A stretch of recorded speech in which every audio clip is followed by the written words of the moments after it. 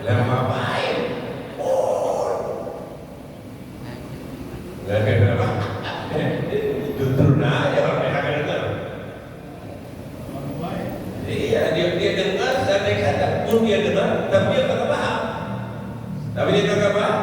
Dia kagak paham. Ya dia tutur aja. Maka laukun dan asmaul au nanti. Kalau kami dengar, oke, kami dengar, tapi kami tidak paham. Inilah yang terjadi kepada sahabat Nabi kita sallallahu alaihi wasallam, Sayyidina Khalid bin Walid. Sayyidina Khalid bin Walid ini beberapa kali peperangan melawan Nabi. Melawan Nabi.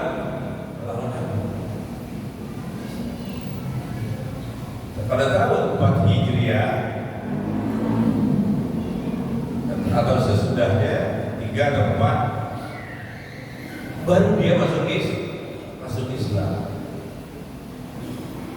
Nabi kenal dia orang namanya satu kampung di antara pemuda-pemuda yang tangkas dan otaknya cerdas di antara Khalid bin Walid.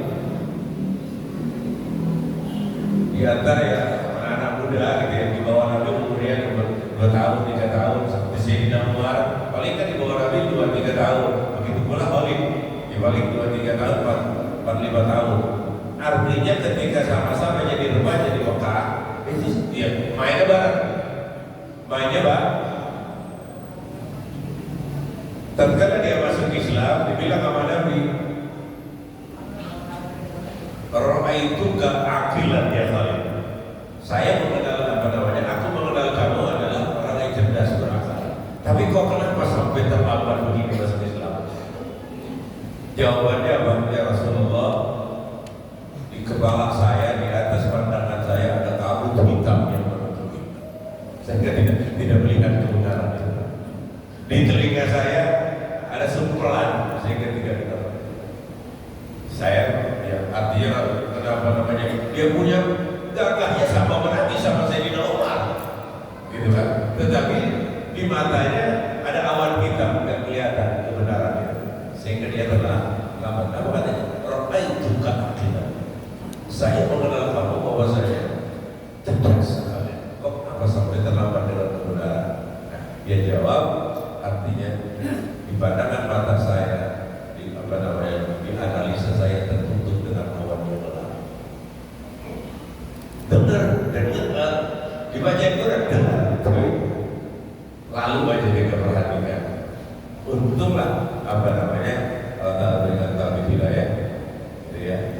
Di di masa Nabi kita SAW sudah 4 tahun di Mekah, tambah 12, artinya sudah 16 tahun Nabi kita berdakwah, barulah Khalid bin Walid masuk Islam. Padahal cerdas, tapi ada kabut hitam yang menghambatnya.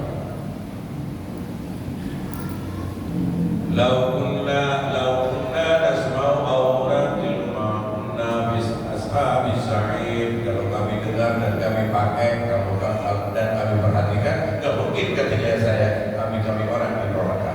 Tapi tatkala dengar, kami berat kakinya. Kalau saja ya masyarakat kita semuanya dengar ini ada pengajian, ini ada pengajian, kakinya bergerak, depan orang, depan. Nanti pada saat emang lu kagak dengar pengajian, ya dengar dia tahu ya Allah, tapi nggak bergerak kaki saya. Itu pertanyaan sama. Apakah udah pintar banget udah tahu banget? Dia pura-pura, dan terus, udah pasti kali itu mah.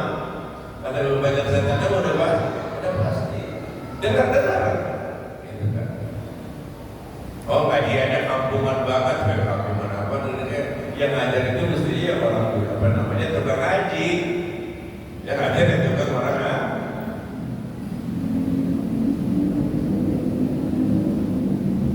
Satu riwayat daripada Nabi kita Muhammad SAW, daripada Sayyidina Anas radhiyallahu anhu, asna qaumun ala rajulin, dan Nabi SAW seseorang memuji ya pada satu orang, 2 orang, ya Rasulullah, dia orang menjempolan, dia orang begini.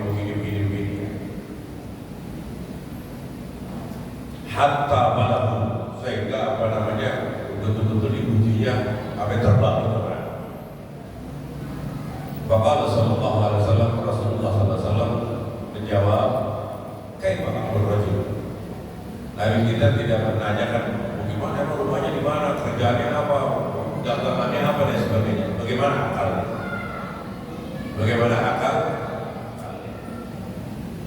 Akal lah yang apa namanya menentukan, bukan karena dia apa namanya banyaknya orang bego tapi kaya. Banyak kan? Bego banget. Apa tapi kaya. Kan begitu. Tapi yang menjadi penilaian Nabi Sallallahu Alaihi Wasallam bagaimana akal?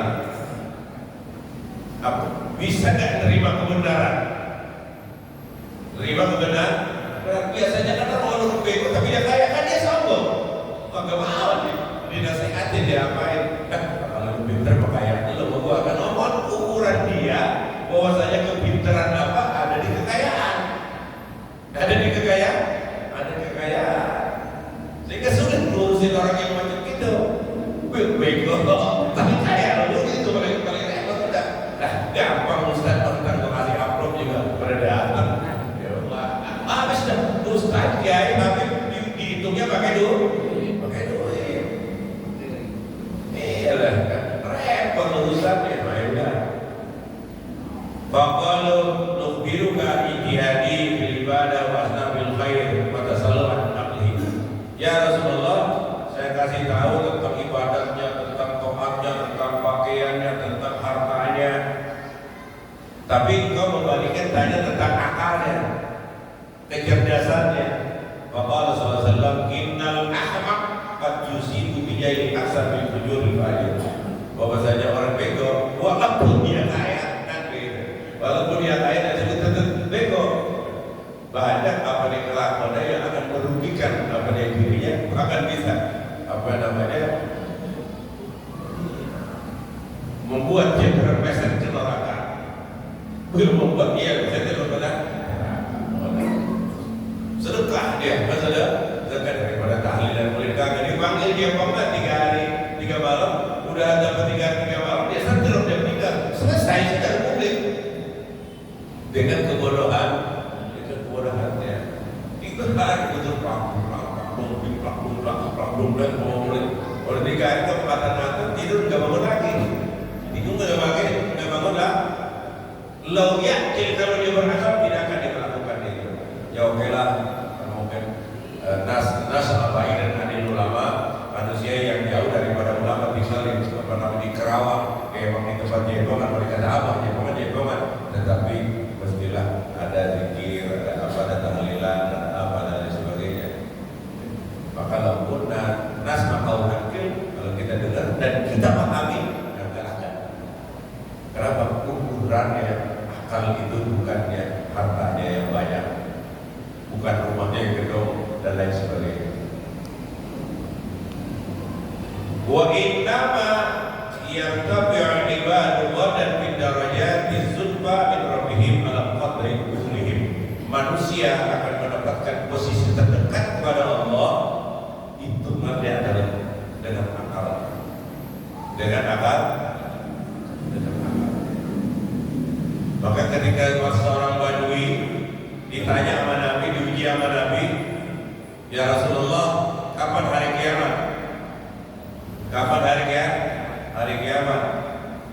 Dan Nabi kita, saking cerdasnya adalah orang nomor 1 di dunia. Anda tidak perlu kapannya terjadi hari kiamat, waktu setahun lagi, 2 tahun lagi, 2 minggu lagi. Tapi persiapannya apa? Orang ini juga pintar juga. Orang Badui pintar. Modal kamu apa? Katanya. Kalau hari kiamat, saya nggak ada punya modal apa. Saya yang Rasulullah cinta kepada kamu.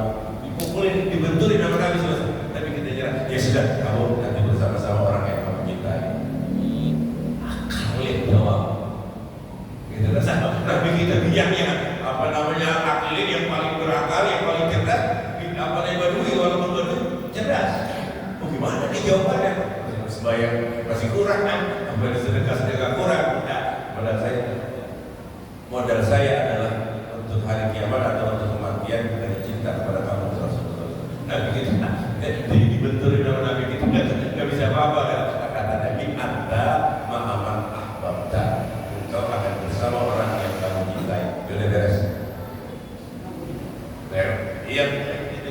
Bukan Nabi kita nyerah, bisa betul ini orang akalnya cerdas dan betul, ya. Enggak semacam itulah akal kita lah yang pada intinya mendorong kita di samping keimanan tentunya iman yang berawal daripada al-qalbun naqi, ya, al-aqlu salim, artinya akal yang sehat, hati yang bersih, itu membawa kepada keimanan. Dorongannya ya tentunya karena kita tahu bahwasanya al-insan tadi dia butuh berdekatan, bahwasanya semuanya kita bisa saja mati mendadak, bisa saja mati.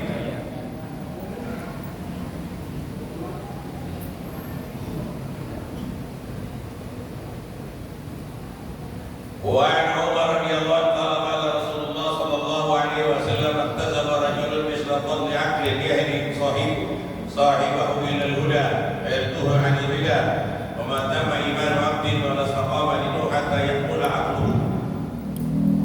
Tidak ada yang didapatkan yang manusia yang paling baik adalah yang dia dapat manusia lain adalah akal yang sehat yang bisa menuntun dia dalam kegelapan, memberikan petunjuk dia ketika dia keder. Saudara, ada namanya kitab Akhbarul Mughaffalin, berita tentang orang-orang bego. Bacanya kita tertawa. Jadi hal-hal yang nggak masuk di akal, hal-hal yang nggak masuk di akal, namanya Akhbarul Mughaffalin, berita-berita tentang manusia-manusia yang bego. Kalau orang yang berakal ada aja, ketemu aja. Maka kata Nabi dalam sebuah hadis, arsil labiban walatusi, kalau utus orang yang cerdas, enggak usah dipesan-pesan juga udah tahu. Pokoknya lewat tren ini, gitu kan? Udah kesana udah, enggak usah dipesan-pesan. Kalau kesana yang begini, dan dia akan lebih tahu. Dia ketemu di jalanan, kayak dia sampai di rumah, kayak dia apa, kayak dia mesti dia tahu. Itu namanya labib. Orang ini akalnya cerdas. Kita tuh gak usah kasih tulis ada begini nanti begini. Maka ketika Sayyidina Hasan dan Sayyidina Husain, dia adalah mutallaq, bininya ada kali 60, dia sudah bertempat, dicerain 2, gitu kan, lagi 2 kan itu. Dicerain lagi 2, kawin lagi 2, 4 terus lah. Belum lagi ada budak-budak. Satu saat diutus, satu orang diutus, nih bininya udah dicerain dia, tapi masih masa iddah. Nih lu kasih umi lu yang di sono. Terus yang ini lu kasih pemilu yang di sono. Lu ingetin ya omongan dia. Apa jawabannya? Begitu lu kasih omongannya, lu ingetin. Iya, ada yang bilang apa? Begitu dikasih, Bu, oh iya apa dah? Ini dari Bapak, gitu ya. Ini dari Bapak. Ya udah, terima kasih. Gitu doang. Ya udah, bilang terima kasih. Udah terima kasih. Udah, begitu kan. Yang satu bilangnya begini, begitu dikasih, Bu, ini dari Bapak. Apa dia bilang? Mata'un qalilun min habibin mubarakin. Walaupun sedikit tidak bisa kebayangkan, tetapi dari siapa ini? Dari kekasih yang telah berpisah. Ngomong nggak begitu ya? Dibalikin jadi yang kedua. Semuanya juga manusia akan dipegang daripada omongan. Bahkan yang satu udah dilepas, dicerai. Tapi yang kedua, mata'un qalilun min habibin mubarakin. Artinya sedikit titipan ini yang nggak boleh dibilang sedikit, tapi bersumber daripada manusia yang pernah mencintai aku bersama kita dan sebagainya. Nah, kata mereka, akhirnya datang Sayyidina Husain, terus udah nyanu kita balikan dan semuanya juga dari omongan dari akal, semuanya dari akal.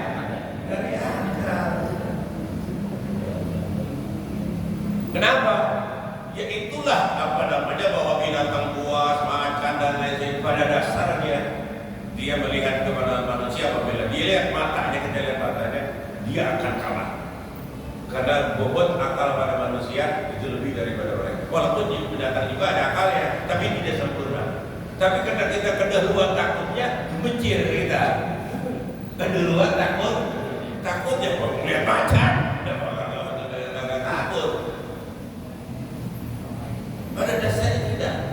Al-Imam Ibnu Hani, ya, ketika pada zaman Ibnu Tulun, seorang raja yang zalim, salah sedikit dibunuh dan lain sebagainya. Nah, dia di antaranya adalah orang-orang yang berani banget sama raja. Akhirnya bagaimana? Udah membuat binatang ada harimaunya, jangan kasih makan 2 hari. Ntar tangkap, taruh di selnya Imam Ibnu Hani. Taruh di selnya Imam Ibnu Hani, tuntun, begitu, masukin di situ. Ya udah. Begitu dia dimasukin macan, dilihatin aja tuh macan. Harimau, dilihatin aja itu harimau. Enggak takut. Enggak. Aku takut sama itu macan. Yang menciptakan yang menciptakan macan yang takut. Salah itu bisa dipenjara di neraka selama-lamanya. Begitu. Yang buat takut itu tidak. Itu macan mas, deketin dindus-dus, balik lagi buntutnya digoyangin, dindus-dus. Itu semuanya orang Allahu Akbar, Allahu Akbar, Allahu Akbar. Macannya geledotan. Macannya geledotan. Kalau dia lihat mas, kita kenapa? Sabab pembina khauf. Kenapa kita kita jadi takut? Karena rasa takut kita lebih dahulu. Maka akal kita nggak bekerja. Karena udah ketakutan, akal kita udah bekerja. Lalu kita mau pulang jalan-jalan malam-malam, nggak tahu udah goyang aja. Mau kita mau dibawa, akal kita udah kalah apa merasa takut, beranak jatuh aja kabur udah tidak. Padahal Allah Subhanahu Wa Taala ciptakan akal. Maka sebetulnya bikinan tua, bikinan cerdas, bikinan cerdas, bikinan jauh ada. Bikinan tua, bikinan bebel. Nah ini akal kita kenapa? Sabab bina al-khauf. Rasa takut kita lebih dahulu. Sabaq binal hawa, syahwat hawa nafsu kita mendahulukan daripada akal kita. Enggak beres. Maka kedepankan akal. Kata ulama, al-aqlu wasilun nasi. Kedepankanlah akal apabila kita melihat sesuatu. Pikirkan dan sebagainya, baru keputusan. Akal. Nah, inna rajul darajat as-sa'id al-qaid wa la yatimmu li rajulin husnu khuluqihi hatta yatimma aqluhu fa inna dzalika tamma imanuhu wa ta'a rabbahu wa as'a aduwwahu iblis. Kata Nabi, sesungguhnya manusia akan dapat nilai tertinggi dengan akhlak yang mulia. Pertama, dia akan lebih daripada orang yang puasa selama-lamanya. Ada orang yang puasa selama-lamanya tapi sombong, nggak ada artinya. Akan kalah derajatnya dengan orang yang berakhlak. Dan berakhlak tidak akan bisa sampai kepada posisi yang sebenarnya, sehingga akalnya dia sempurna. Kalau akalnya nggak sempurna, nggak bakal sampai keimanan. Kenapa? Al-aqlun raqih. Akal yang bersih, yang hidup, dialah yang mengendalikan seseorang ini. Yang dia mesti tunduk hanya satu. Yang dia mesti tunduk adalah hanya satu, yaitu Allah Subhanahu Wa Taala. Maka dengan imannya, dengan akalnya, dia akan taat kepada Allah dan dia akan bermusuhan dengan iblis. Dan kalau akal yang nggak sempurna, iblis jadi kawannya. Kalau bila akalnya tidak sempurna, iblis akan kalah dengan iblis. Iblis itu pinter. Iblis itu pinter banget. Maka orang Arab, saudara,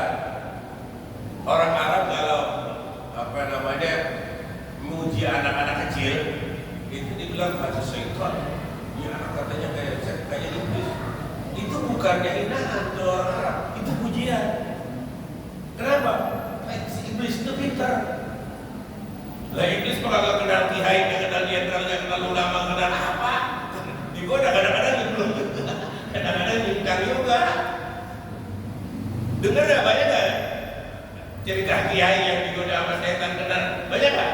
Lagi banyak. Apa kasih dikiat, Zainuddin MZ, ibu bilang banyak. Kan? Karena pada setan lebih pintar dari kita. Apabila kita kalah, ya udah ikut setan. Apabila kita kalah, pasti kita ikut setan. Inna syaitana aduun la fattakhidhuhu aduwa. Dari awal akan kita mesti mengomandangkan gitu bahwa setan adalah musuh kita. Di mana saja mesti kita kalahkan. Mesti kita bisa. Di antara manusia yang bisa adalah Abu Bakar Siddiq, Umar bin Khattab dan para sahabat Yahud dan ulama-ulama salihun. Kalau ulama-ulama kita tidak ada yang takut tidak bersetan. Tapi kalau ulama sahabat, di antaranya adalah Sayyidina Umar bin Khattab radhiyallahu anhu. Apalagi melihat bangusnya Sayyidina Umar, melihat bekas telapak kakinya aja kabur. Waduh. Karena udah pakem betul, dia punya akal yang pakem, geraknya pakem. Takut setan. Ya kita juga begitu. Ada cerita abang saya, Abang Nasri, sama pengeluar apa itu kan jalan dulu masih zaman serem. Begitu lagi jualan pada longga-longga begitu kan. Kata Abang Nasri, lah kalau mau berantem maka dia kecilin. Jangan gede-gede kagak bisa pukul lagi gitu. Keluar begitu lihat enggak ya pingsan sebulan sakit. Begitu. Lah Abang Nasri mah kagak, dia mah berani. Berani kayak kita. Jengkangnya. Kan begitu. Ya kenapa? Dia pada dasarnya takut sama kita. Itu kan. Pada dasarnya dia takut. Dia pintar apa? Abang Nasri itu orang yang masih ada. Level apa namanya? Udah banget. Kalau mau berantem katanya kecilin. Kalau berantem kecilin jangan gede lah susah pukulnya kan. Oh udah begitu dia keluar ya di belakang. Abang keluar lihat begitu enggak. Belak dia pingsan. Sakit di kota sebulan sakit. Takut dia. Lalu kita juga kok rombongan yang takut atau berani? Rombongan yang takut ya kalau saya mah gitu kan. Karena dulu pernah di sini aja nih. Saya lagi main komputer gitu kan. Ada orang narik bangku di atas. Krek. Udah kayak itu. Krek gitu kan. Itu udah kaget. Di rumah masa digigit kita. Ya paling dia takut saya nggak bakal gigit kan setan. Gigit nggak? Ya kagak kalau macam tuh gigit. Udah. Lama-lama dia tertawa. Kaget juga. Kaget juga begitu dia tertawa. Dia tertawa itu udah panggil boy. Kita dapat sabab lebih kalau takut kita mendahului daripada prinsip kita, akal kita. Udah takut udah nggak punya senjata kita. Kalau akal kita udah kalah, nggak punya senjata. Senjata kita cuma akal. Gitu kan. Pembacaan kelupaan semuanya. Karena udah takutnya lebih dahulu. Atau kalau kita baca pun udah kagak maju. Hati kita rasa takut. Wa akhiran dan yang akhirnya adalah wa Nabi Sa'id al-Khudri radhiyallahu anhu qala Rasulullah sallallahu alaihi wasallam du'ama wa dama'atun min haqnuhu. Setiap sesuatu ada porosnya, ada penyeimbangnya, maka penyeimbang manusia adalah akalnya. Bukan karena sekolahan, bukan karena apa berapa banyak orang yang nggak sekolah namun karena akal yang baik dia akan sukses, dia akan bisa selamat.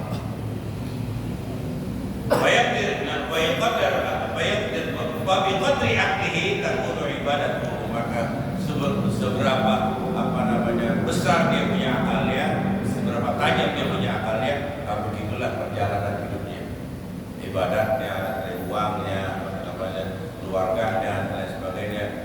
Walaupun kecil-kecil orang susah, tapi ininya 4, pastikan orang itu cerdas. Pastikan orang itu cerdas. Walaupun badannya kayak Pak Iwan ini, saudara saya, tapi banyak banget mobilnya bayar, tapi dia menantu.